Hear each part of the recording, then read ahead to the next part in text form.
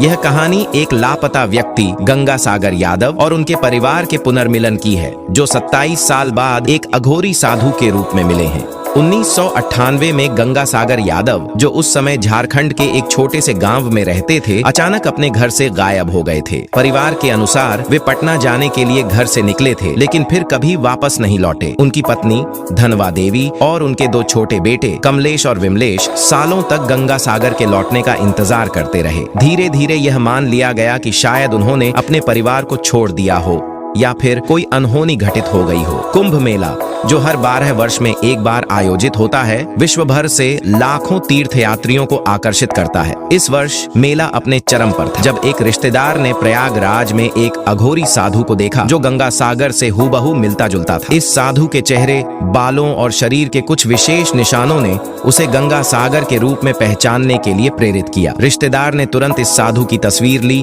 और उसे परिवार को भेज दी। धनवा देवी और उनके बेटों को तस्वीर देखने के बाद एक नया उम्मीद जगी। उन्हें यकीन था कि यह साधु उनका खोया हुआ पति और पिता हो सकता है। दोनों बेटे कमलेश और विमलेश तुरंत प्रयागराज पहुंचे और साधु से मिलने का प्रयास किया। कुंभ मेला के दौरान साधु को ढूंढ पाना एक चुनौती था, लेकिन आखिरकार उन्होंने उसे ढूंढ लिया। जब परिवार ने साधु से कहा कि वे उनके खोए हुए पति गंगा सागर यादव हैं, तो साधु ने इस बात से इनकार कर दिया। उन्होंने खुद को वाराणसी का अघोरी साधु बताते हुए कहा कि वह गंगा सागर यादव नहीं है। हालांकि परिवार के सदस्य दृढ़ थे कि यह वही व्यक्ति है जो 27 साल पहले अचानक गायब हो गया था। साधु के शरीर पर कुछ विशेष निशान थे जो गंगा सागर के साथ मेल खाते थे, जैसे कि माथे पर चोट का निशान और घुटने पर पुराने घाव। इसके बावजूद साधु ने अपनी पहचान स्वीकार करने से इनकार कर दिया। इस स्थिति में परिवार को यकीन था कि यह साधु उनके खोए हुए परिवार के सदस्य गंगा सागर ही हैं, लेकिन अंतिम सत्य का पता लगाने के लिए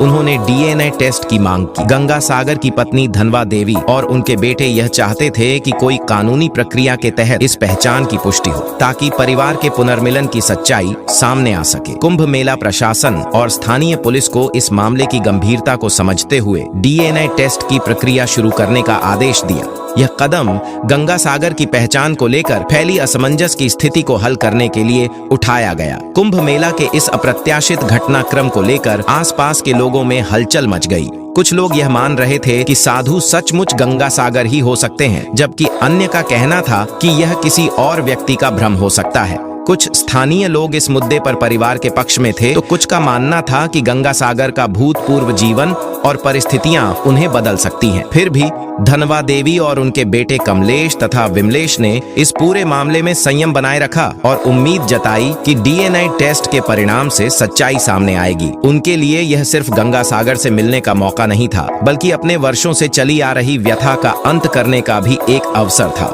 डीएनए टेस्ट के परिणामों का बेसब्री से इंतजार किया जा रहा था। यह परिणाम गंगा सागर की पहचान को लेकर सारे संदेहों को समाप्त कर सकते थे। यदि परीक्षण में यह साबित हो जाता कि साधु सचमुच गंगा सागर ही है, तो यह न केवल उनके परिवार के लिए एक भावुक पुनर्मिलन होगा, बल्कि यह घटना समाज में एक प्रेरणा भी बनेगी कि कभी भी आशा का दामन नहीं छोड़ना चाहिए, चाहे समय कितना भी लंबा क्यों न हो। अगर परिणाम ने यह साबित किया कि साधु गंगा सागर नहीं है, तो भी यह घटना परिवार के लिए एक महत्वपूर्ण मोड़ साबित हो सकती थी। उन्होंने अपने जीवन के सबसे कठिन समय में भी उम्मीद नहीं छोड़ी और यह साबित किया कि उनका प्यार और विश्वास कभी भी कमजोर नहीं पड़ा। गंगा सागर यादव की कहानी सिर्फ एक व्यक्ति की पहचान का मामला नहीं है, बल्कि यह एक परिवार की दृढ़ता, आस्था और अनगिनत वर्षों तक न टूटने वाली उम्मीद की प्रतीक है। कुंभ मेला 2025 में हुई इस रहस्यमय घटना ने यह भी सिद्ध कर दिया कि किसी भी संकट से निकलने के लिए विश्वास और साहस सबसे महत्वपूर्ण है। अब तक इस घटना के परिणाम आना बाकी हैं, लेकिन यह कहानी पूरी दुनिया को यह सिखाती है कि जीवन में सबसे बड़ी ताकत इंसान का आस्था और परिवार के प्रति प्यार ही होता है। महाकुंभ, जो हर 12 साल में आयोजित होता है, एक ऐसी धार्मिक और सांस्कृतिक घटना है जिसमें करोड़ों लोग गंगा में स्नान करने और पुण्य कमाने के लिए आते हैं। इस महाकुंभ के दौरान न केवल तीर्थ यात्रियों का आना जाना होता है, बल्कि यह कई अद्भुत घटनाओं और मुलाकातों का गवाह भी बनता है। 2025 के महाकुंभ में एक ऐसी घटना घटी जिसने न केवल श्रद्धालुओं को बल्कि पूरे देश को हैरान कर दिया। यह घटना थी 27 27 साल पहले लापता हुए गंगासागर यादव के परिवार की तलाश और उनके मिलने की, जो प्रयागराज महाकुंभ में एक अघोरी साधु के रूप में मिले थे। धनबाद जिले के भूली टाउन के निवासी गंगासागर यादव 27 साल पहले अचानक घर से लापता हो गए थे। उनका लापता होना एक रहस्य बन गया था। परिवार ने बहुत प्रयास किए, पुलिस में रिपोर्ट दर्ज कराई, रिश्तेदारों से संपर्क किया, लेकिन उनका कोई सुराग नहीं मिला। गंगासागर की पत्नी, बच्चे और उनके अन्य परिजन गहरे दुहक और चिंता में थे, क्योंकि कोई नहीं जानता था कि वह कहां गए और जीवित हैं या नहीं। गंगासागर के लापता होने के बाद उनके परिवार ने अनेक सालों तक उनका इंतजार किया। हर गुजरते साल के साथ उम्मीदें कम होती गईं, लेकिन फिर भी गंगासागर के परिवार के लोग उनकी खोज में लगे रहे। लेकिन 27 साल बाद जब परिवार ने उम्मीद छोड़ दी थी, तभी एक अद्भुत घटना घटी, जो न केवल परिवार के लिए बल्कि समाज के लिए भी चौंकाने वाली साबित हुई। प्रयागराज में आयोजित महाकुंभ 2025 के दौरान गंगासागर यादव के भतीजे ने एक अघोरी साधु को देखा, जो उसकी शक्ल से बहुत मिलता जुलता था। यह साधु, जो एक साधारण गेरुए वस्त्रों में लिपटा हुआ था, महाकुंभ के श्रद्धालुओं के बीच ध्यान मुद्रा में बैठा था। जब गंगासागर के भतीजे ने उसे देखा तो उसे यह शक हुआ कि यह वही व्यक्ति हो सकता है जिसे वह 27 साल पहले खो चुका था। वह तुरंत साधु के पास गया और कुछ समय तक उसकी पहचान पर विचार किया। परिवार ने साधु की बाहरी विशेषताओं का मिलान करना शुरू किया, जो गंगासागर यादव से संबंधित थीं, जैसे कि साधु के टूटे हुए दांत, सिर पर चोट का निशान और घुटने पर पुराने घाव। यह सब गंगासागर के उन पुराने घावों से मेल खाता था जिनके बारे में परिवार के लोग जानते थे।